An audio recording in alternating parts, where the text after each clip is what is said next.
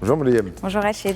La presse marocaine, d'abord, qui nous dit que l'école publique, qui se demande en tout cas si l'école publique peut-elle encore réduire les fractures sociales. Oui, du moins c'est l'objectif d'une réforme éducative au Maroc qui a été saluée par la Banque mondiale. C'est ce que nous indique aujourd'hui le Quid et ça parle de ces écoles pionnières devenues la vitrine de la réforme éducative marocaine. Des écoles pionnières lancées en 2023. C'est un programme qui concerne aujourd'hui plus de 4600 écoles primaires publiques et plus de 2 millions aujourd'hui d'élèves marocains. L'objectif est donc d'améliorer les apprentissages fondamentaux grâce à une remise à niveau dès le primaire. Mais l'idée, c'est surtout de réduire les écarts scolaires liés aux inégalités sociales, mais aussi territoriales. Et selon l'analyse de la Banque mondiale, les élèves de ces fameuses écoles pionnières affichent aujourd'hui des résultats supérieurs à ceux de 82% des élèves d'écoles comparables après seulement un an seulement de mise en œuvre. L'école publique qui doit, on le sait, retrouver sa qualité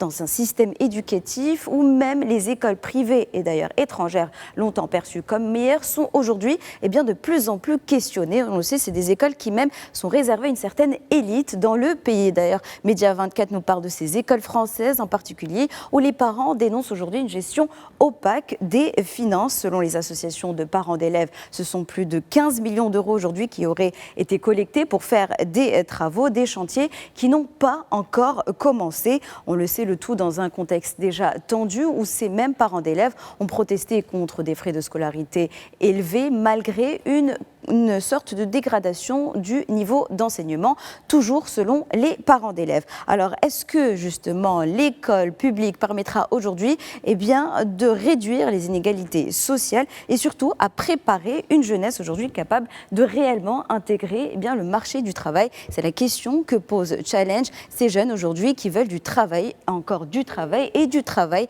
C'est l'image qui insiste sur ce constat-là. Pourquoi? Parce que selon le HCP, aujourd'hui, plus de 2,9 millions de jeunes Marocains âgés de 15 à 29 ans sont aujourd'hui sans emploi, ne font pas d'études et ne sont pas non plus en formation. Le chômage des 15-24 ans, lui aussi, atteint 36,7% en 2024. Et le rapport alerte surtout sur une jeunesse aujourd'hui qui décroche progressivement à la fois du système éducatif, mais aussi du marché du travail. Car malheureusement, le diplôme ne garantit plus une insertion professionnelle, ni même une mobilité sociale. En somme, si l'école aujourd'hui ne réduit plus les inégalités, la jeunesse peut-elle encore croire à un avenir où le mérite permet réellement de changer sa condition sociale? La presse me dit aussi que les alertes se renforcent contre la propagation d'Ebola. Et d'ailleurs, la Relève fait le constat d'aujourd'hui 10 pays qui sont à risque. C'est ce que nous indique l'agence sanitaire de l'Union africaine, Africa CDC. Et ces pays aujourd'hui sont principalement frontaliers.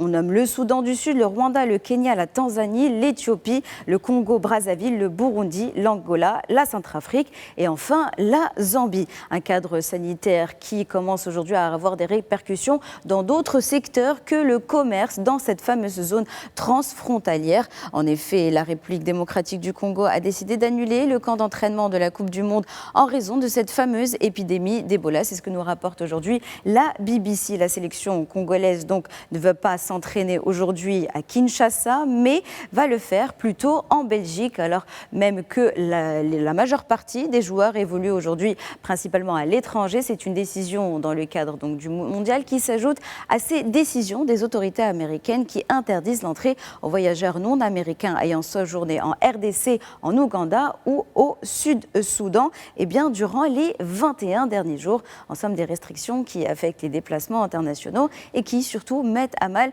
aussi différents secteurs économiques, et en particulier le tourisme. Pourquoi le tourisme? Parce que c'est aujourd'hui l'appel qui est partagé par l'Ouganda à travers The Africa Report. L'Ouganda qui veut rassurer aujourd'hui les voyageurs en affirmant que le pays est sûr, que la vie continue normalement et qu'il n'y a pas aujourd'hui de risque particulier sur son territoire, où ils indiquent que la situation aujourd'hui est sous contrôle parce qu'il y a des contrôles aux frontières en particulier, mais malheureusement ils constatent que les touristes annulent progressivement leurs réservations face à cette alerte régionale qui progresse, mais cela a des conséquences aujourd'hui sur le pays en termes économiques parce qu'il menace les infrastructures, les emplois dans toute la chaîne des métiers du du tourisme. Et oui, il y a un facteur humain à prendre dans cette crise, dans cette propagation de ce virus dans la région. Et d'ailleurs, RFI nous indique peut-être que la première des choses aujourd'hui, c'est de faire de la sensibilisation communautaire. Et ça serait même le pilier de la lutte contre la propagation du virus.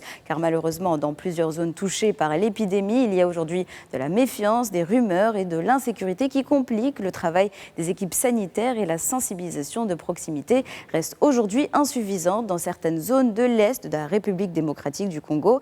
Et c'est sûrement là la première étape pour essayer de contrer ce virus. C'est surtout d'éduquer, de sensibiliser en particulier les communautés qui sont les premières touchées par ce virus. Le pétrole est en baisse encore ce matin aux alentours de $95, mais la presse se demande si un éventuel accord entre les États-Unis et l'Iran peut nous éviter un choc économique mondial. Oui, on attend cet accord encore.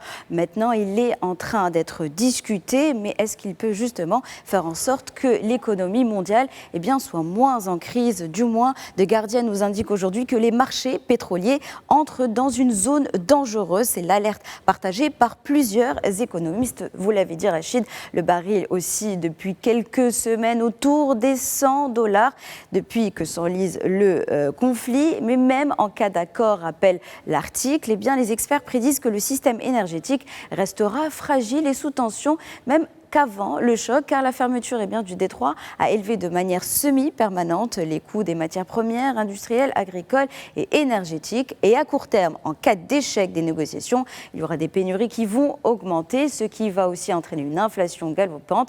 Mais à long terme, c'est surtout la baisse de la croissance du PIB dans les pays importateurs qui fait surtout ressurgir le spectre d'une potentielle récession mondiale. Mais est-ce que les États aujourd'hui ont les moyens de s'en protéger?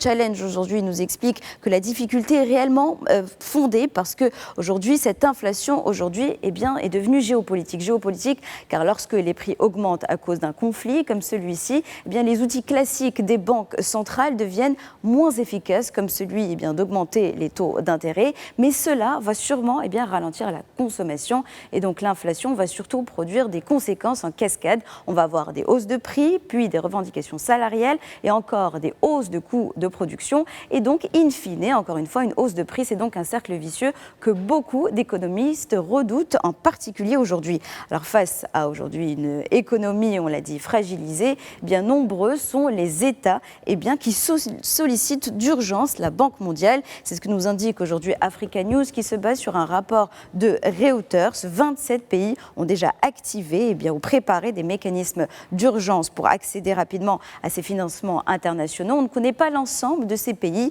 mais il y a aujourd'hui déjà le Kenya et l'Irak qui ont déjà confirmé avoir sollicité la Banque mondiale. Pourtant, beaucoup de pays hésitent aujourd'hui à solliciter le FMI. Pourquoi? Parce qu'on le sait que ces aides du Fonds monétaire international s'accompagnent souvent de politiques d'austérité, et beaucoup de pays aujourd'hui veulent surtout éviter une crise sociale et l'augmentation des tensions au sein de leur pays. En somme, on le voit, les tensions géopolitiques aujourd'hui finissent toujours par se répercuter directement sur le pouvoir d'achat, les déplacements et le quotidien des consommateurs, et cela partout dans le monde.